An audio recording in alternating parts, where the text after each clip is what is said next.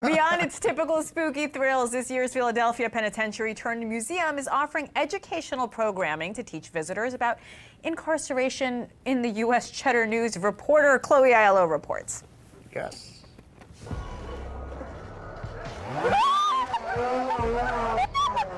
Nothing says Halloween like a good scare.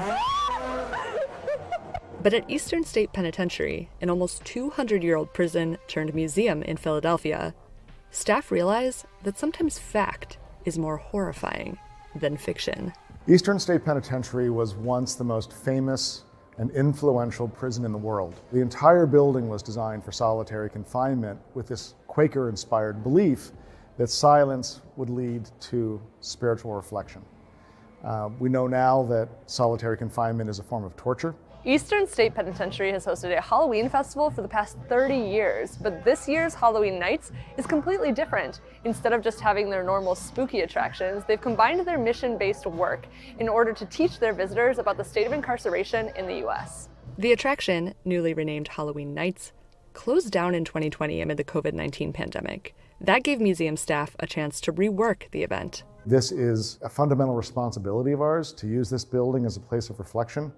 This year has allowed us to really pivot and have a lot of the fun that we've always had around Halloween, attract a lot of the same audience that we've always attracted, but find ways of introducing some topics that are more serious while they're here.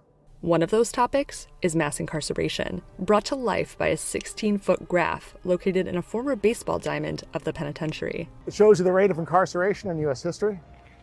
1970, the year this place closed as a state prison, we had about 250 people per 100,000 in prison. And today we have about 730 people per 100,000. There we are, world's highest rate of incarceration. And then we have all the nations below it based on per capita rates of incarceration. There's also a cell block that opened to the public for the first time, where participants take a flashlight tour of a defunct hospital wing. We're really hoping to educate guests not only on the past of the site, but connecting it to prisons today and how tuberculosis is very similar in COVID-19 as COVID-19 is in prisons today. A lot of folks look at this and they wonder why prison healthcare today is not up to standard like it was back then, and why there was more of a focus on rehabilitation when it's not necessarily the case today. The tour is somber and more than a little creepy. But there are lots of fun facts to be learned. Al Capone has his tonsils removed in this operating room in 1929. And of course, there are still plenty of thrills for horror buffs.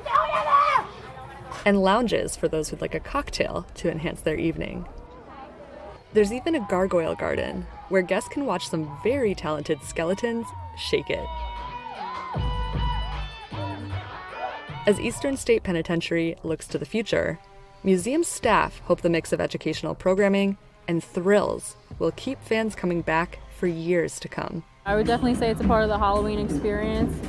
It's just so much more fun to just come out and do this than to just stay at home and celebrate Halloween with your family. It's definitely more fun. You can bring everyone here. It's a good time. For Cheddar News, I'm Chloe Aiello.